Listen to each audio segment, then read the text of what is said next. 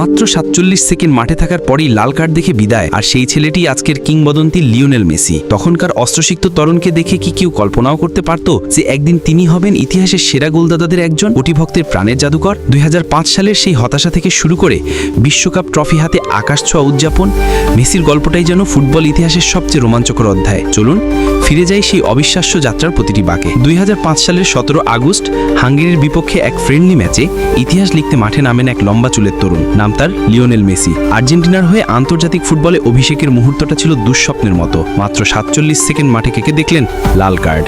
কান্না ভেজা চোখে উঠে যেতে হলো মাঠ ছাড়তে। গোল দিয়ে ডেবিউ স্মরণীয় করার স্বপ্নটা সেদিন ভেঙে গিয়েছিল। তবে আর্জেন্টিনা ফুটবল অ্যাসোসিয়েশন জানত এই ছেলেই একদিন ফুটবলের রত্ন হবে। ডেবিউতে হতাশা থাকলেও মেসি থেমে থাকেননি। সেই বছর আরও কয়েকটি ম্যাচ খেললেন, যদিও গোল পাননি। তবে ২০০৬ সালে আবারও সুযোগ পেলেন। এবার প্রতিপক্ষ ক্রোয়েশিয়া। শুরুর একাদশে নাম লিখিয়ে প্রথমার্ধেই গোল পেলেন কার্লোস তেভেজের অ্যাসিস্ট থেকে। সেখান থেকেই শুরু হলো নতুন এক যুগ। আর কখনো পেছনে ফিরে তাকাতে হয়নি তাকে। ২০০৬ সালেই বিশ্বকাপে অভিষেক হয় মেসির।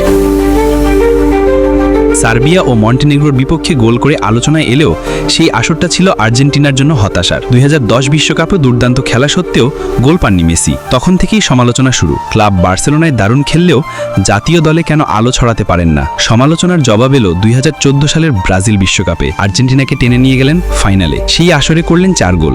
যদিও শেষ হাসি হাসতে পারেননি, তবে তখন থেকেই শুরু হয় জাতীয় দলের ত্রাতা মেসি অধ্যায়। ২০১৫ এবং ২০১৬ সালেও ধারাবাহিকভাবে গোল করলেন, দলকে টেনে তুললেন।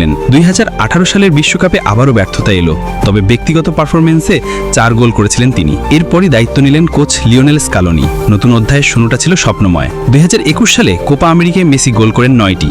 আর ২০২২ সালে তার পা থেকে আসে ১৮ গোল, যেটি আর্জেন্টিনাকে এনে দেয় ৩৬ বছরের খরা ভাঙা বিশ্বকাপ ট্রফি। এখন